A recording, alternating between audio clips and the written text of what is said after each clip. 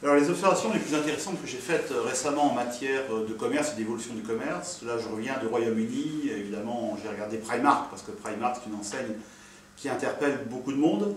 Ce sont des produits, je dirais des vêtements, principalement pour femmes et enfants, entre 1 euro et 10 euros, donc ce sont des choses évidemment très interpellantes. Alors c'est à la fois du low cost, donc c'est la tendance low cost, je peux continuer à consommer malgré la crise, et en même temps, c'est aussi le fait de se faire plaisir, l'environnement est extrêmement jovial et festif, etc. On n'est pas uniquement dans la misère qu'on peut rencontrer, comme par exemple chez les hard discounters.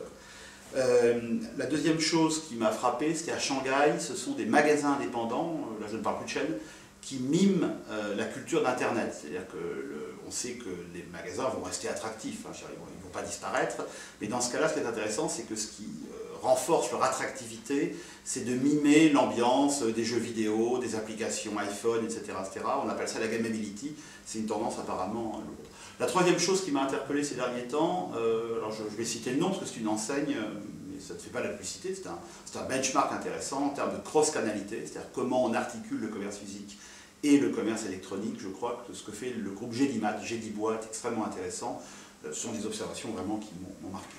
Alors qu'en est-il des grandes tendances qui impactent ces évolutions du commerce, qui sont ce commerce qui est en pleine mutation? Alors d'abord on a des phénomènes bien connus qui se voient à la crise de la consommation, la rétractation de l'achat, la crainte des gens de ne pas avoir assez d'argent, etc. pour consommer, et donc ça les amène à changer leurs habitudes et leurs arbitrages de consommation. Il y a évidemment Internet, le e-commerce, les applications, les iPads, etc.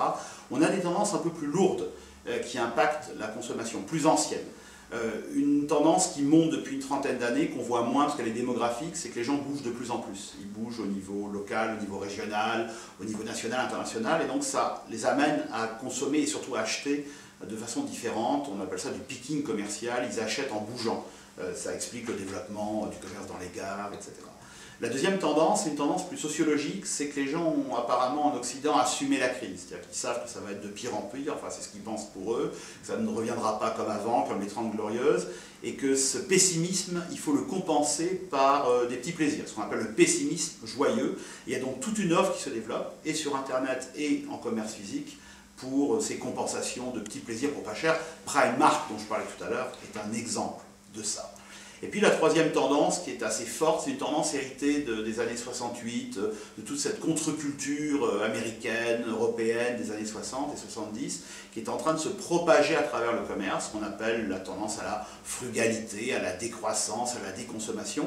Ce sont les gens qui remettent un peu en cause la consommation. Ça a des impacts sur leur façon d'acheter. L'étude récente de l'Obsoco, l'Observatoire des consommations émergentes, montre qu'il y a aujourd'hui près de 60% des Français qui veulent consommer autrement et mieux, et que dans ces 60%, il y en a la moitié qui veulent consommer moins.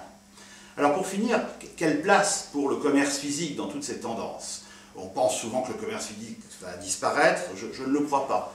Je crois qu'il va changer peut-être de localisation et dans tous les cas de fonction dans des dispositifs commerciaux.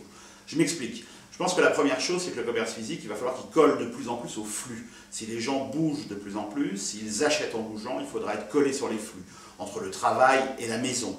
Les flux créés aussi artificiellement par la localisation de grandes locomotives, des grandes enseignes qui créent du trafic.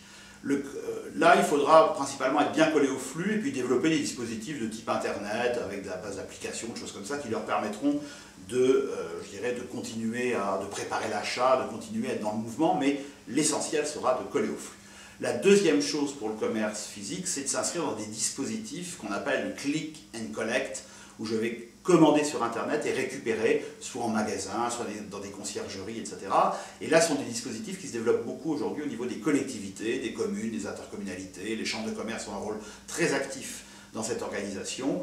C'est un peu le big data, comme on dit, mais à des niveaux locaux. Et puis pour finir, quand on regarde les enquêtes, et je pense notamment à l'enquête BVA sur quels sont les enjeux du commerce physique demain, on voit que les consommateurs disent je veux bien aller acheter sur Internet, mais je veux aussi continuer à acheter dans le commerce physique, principalement pour trois raisons. D'abord parce que les produits, je vais pouvoir les toucher, les regarder, et ils vont être disponibles au pied de chez moi. La deuxième chose, c'est parce que ça sera pratique, donc on retrouve la proximité, le fait d'être collé sur des flux de praticité. Et la troisième chose, c'est un peu paradoxal par rapport à ce que pense en général le commerce physique, mais ça reste présent mais pas primordial, c'est la relation interpersonnelle avec les gens et les gérants des points de vente.